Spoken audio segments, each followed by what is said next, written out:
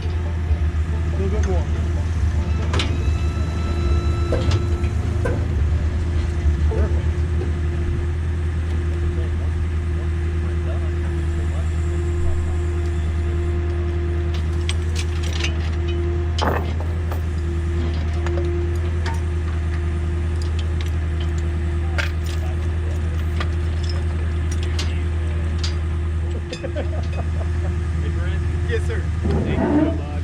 Hey, thank you. Very nice to meet you. Take care. Right. Yep. All right, buddy. So, safe travels, man. All right, buddy. I'm going to get this stuff down and then I'll head out. So. Sounds good. Thanks, guys. I appreciate it. All right, guys. Here's our load, all loaded up. We have a little genius 2-bottom plow up here. And then we have the International Harvester 244 checkrow corn planter. The seed boxes and the fertilizer bins are in the bed of the truck. I didn't want them blowing off on the way home, but here's our haul for the day.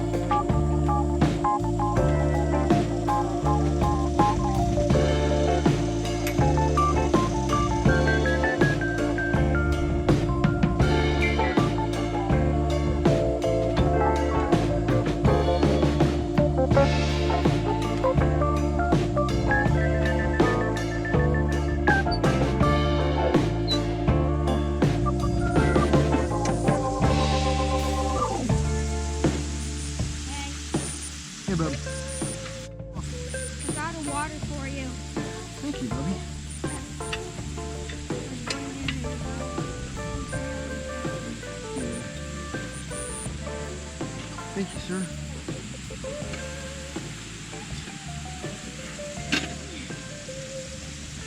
It's still really hot. It's very hot, isn't it? All right, so I finally got the 2 items that I bought from the Dave Pritchard auction. We finally got them unloaded from the trailer. We used the 1953 Farmall Super H to help us out a little bit. The auctioneer and the auction company, they were nice enough to find us a crane to help us load these. So loading these up yesterday was super easy.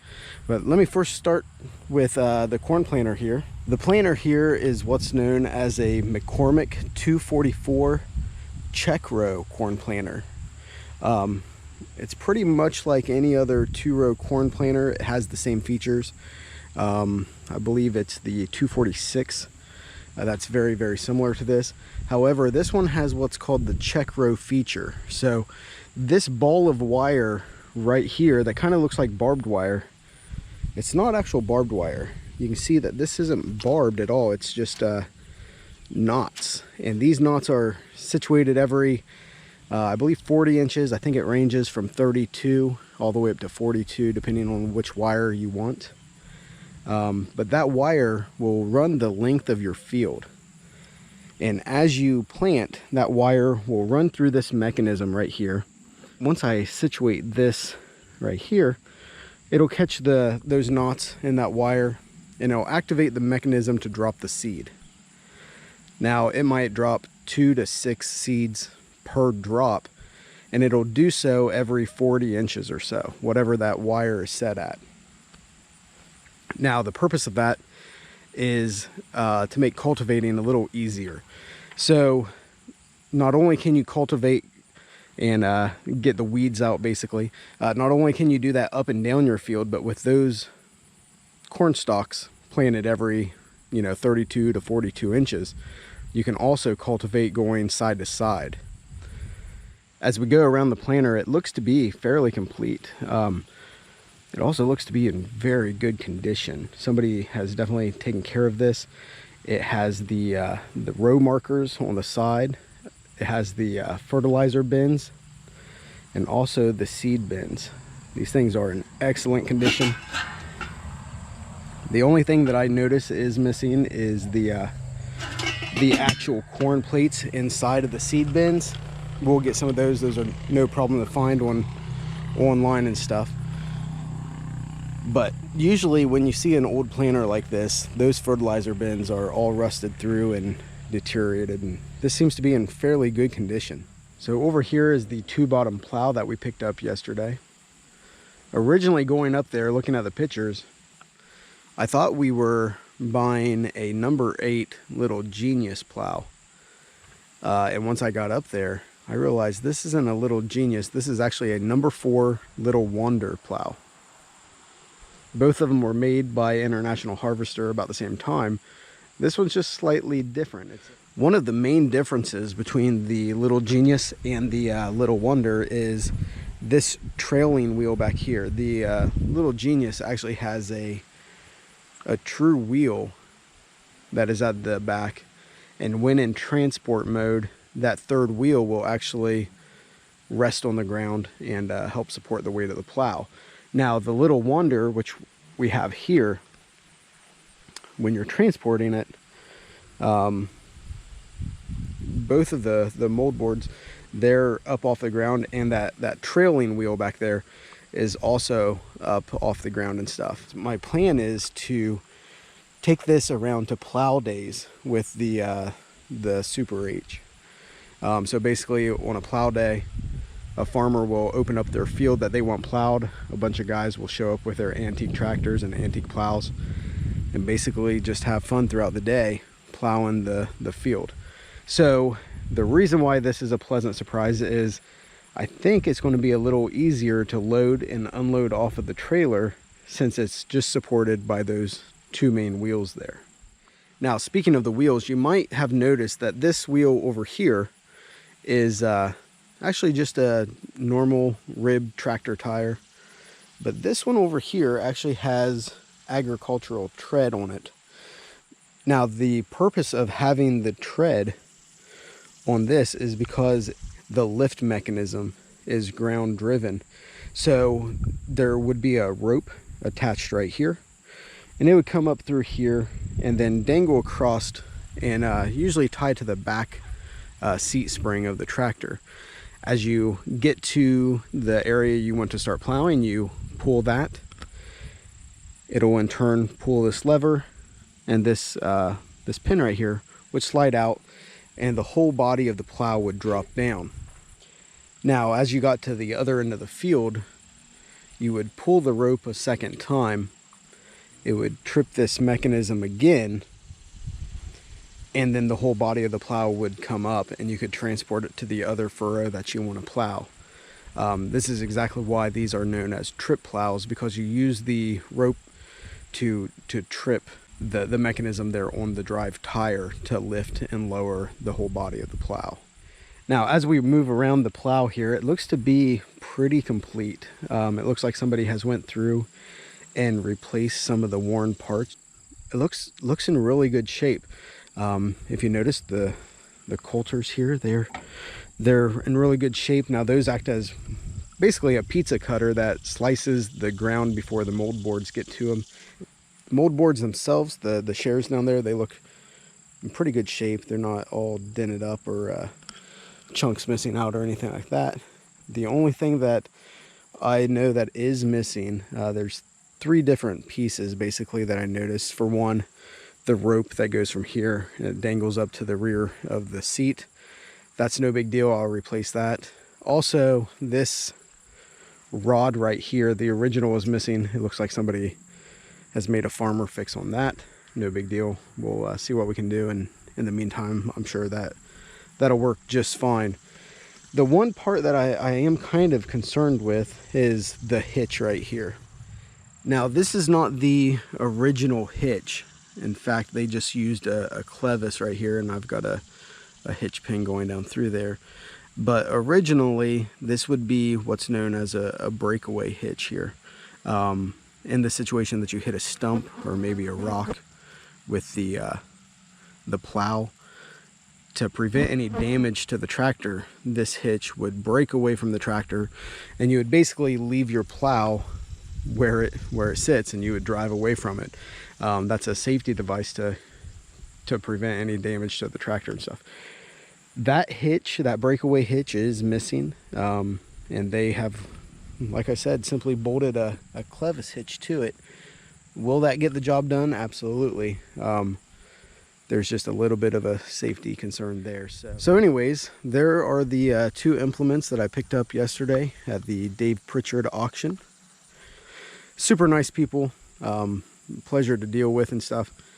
But there are the 2 new implements and the 1953 Farmall Super H.